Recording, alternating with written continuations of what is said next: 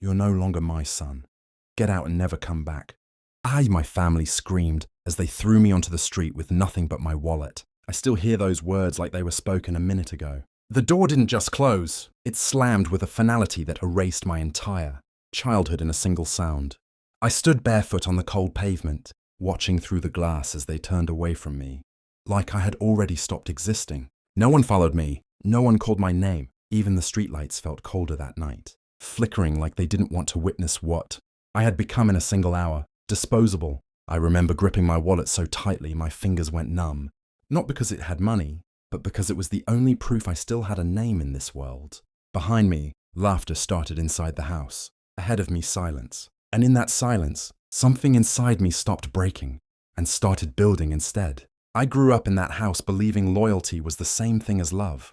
My father ran a mid-sized logistics company, clean suits, sharper words. My mother believed reputation mattered more than truth. And my older brother, he learned early how to be the version of himself that earned approval, even if it meant stepping over me to get it. I was never the problem child. I was the quiet one, which in my family meant I was invisible until something went wrong. When I did well, it was expected. When I failed, it was remembered. At school, I learned to solve problems no one else wanted to touch. At home, I learned not to bring up my own.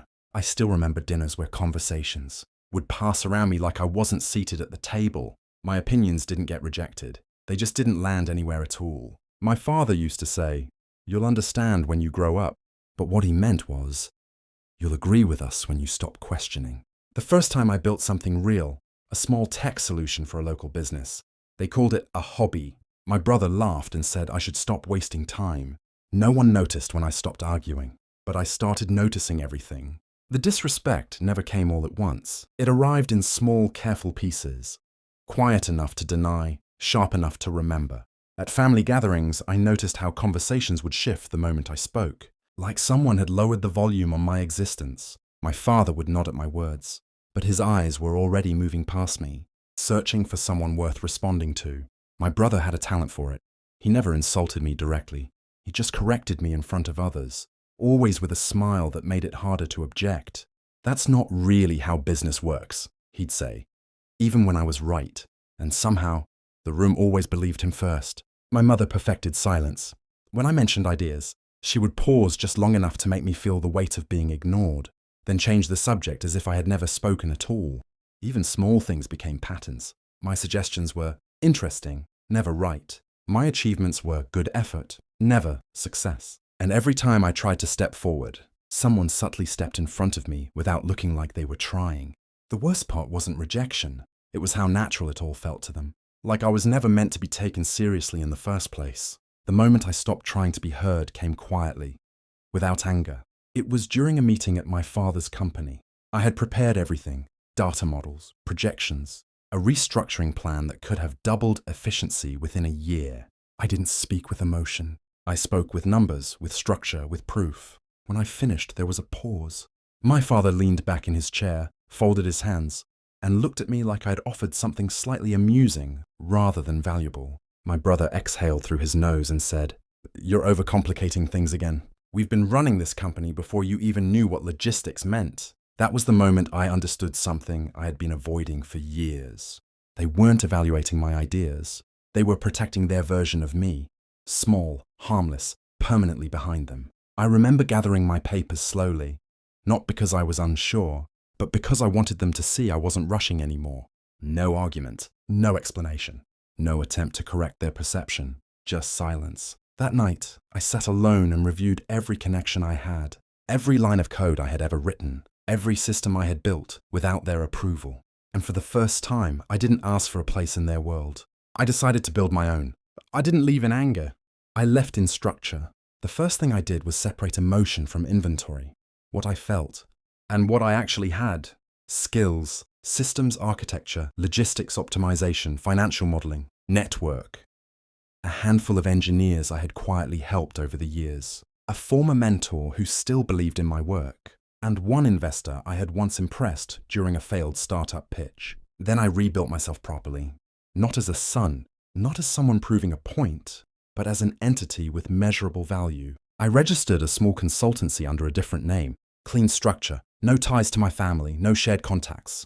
From the outside, it looked insignificant. That was intentional. While they continued running the company on legacy confidence, I started studying it from the outside. Public filings, supplier contracts, inefficiencies buried in plain sight. Every weakness they ignored became a map. I didn't rush. I waited until I understood their system better than they did. Who they relied on, where money leaked quietly, which departments were held together by habit instead of competence. Then I moved carefully, placing myself in the exact gaps they refused to see. By the time I made my first real acquisition, it didn't feel like revenge. It felt like inevitability executed with patience. The acquisition didn't happen loudly. It happened in signatures, transfers, and silent approvals that nobody in my family noticed until it was already finished. I didn't announce myself. I entered through a holding structure that appeared unrelated to me on every surface level. By the time they realized my name was connected to anything, the deal was already irreversible. Their company, once my father's pride, was now partially under my control. The first time I walked into the building after the takeover, nothing looked different. The same marble floor, the same reception desk, the same framed awards on the wall. But the air felt thinner, like the place had finally recognized it was no longer untouched. My father called an emergency meeting. I watched from the glass wall before entering. He was speaking fast, insisting this was some misunderstanding, that we would resolve it. My brother kept looking at documents like they might rearrange themselves into better news. Then I stepped inside. No introduction, no announcement, just presence. The room didn't react at first. It took a few seconds for recognition to settle, then discomfort, then silence. I placed the folder on the table and confirmed what they already feared but didn't want to accept. This restructuring, I said calmly, is already in effect. No raised voice, no satisfaction on my face, just completion. And for the first time, they were the ones trying to catch up. The days after the announcement didn't explode. They unraveled. At first, my father refused to accept it. He called lawyers, old partners, anyone who might restore the version of reality he preferred. But each conversation ended the same way. Polite confirmations that everything was legal, final, and already in motion. My brother became louder in private, but smaller in public. I would see him in hallways, staring at me like he was trying to find the version of me he once dismissed. He never did. My mother stopped speaking about business entirely. Instead, she focused on what she called family repair, as if emotional stitching could undo structural collapse. But the real shift wasn't in them. It was in how others looked at them now. Employees who once rushed to greet my father hesitated before speaking. Respect didn't vanish. It redistributed. And me, I didn't feel victorious in the way people expect. There was no rush of satisfaction, no dramatic relief, only clarity. They had built their world on certainty. I had learned to build on observation. What made it matter wasn't the company or the money. It was the quiet realization that being underestimated long enough either destroys you or refines you into something unrecognizable. I expected satisfaction to arrive like a victory, clean, loud, undeniable, but it didn't. What came instead was quieter, distance from who I used to be.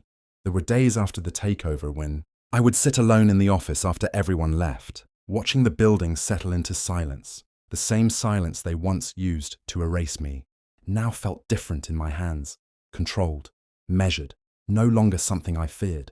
My family tried to rebuild what they lost in pieces. Calls, meetings, appeals framed as reconciliation, but every conversation felt like it belonged to another version of me, one that still needed their approval. I no longer did. I didn't destroy them. I replaced the structure they depended on with something they could no longer control. That difference mattered more than revenge ever could. Work continued. The company stabilized under new systems, cleaner than before, stripped of the inefficiencies that once hid behind tradition. I stayed long enough to ensure it would not collapse under its own legacy, then gradually stepped back from the center.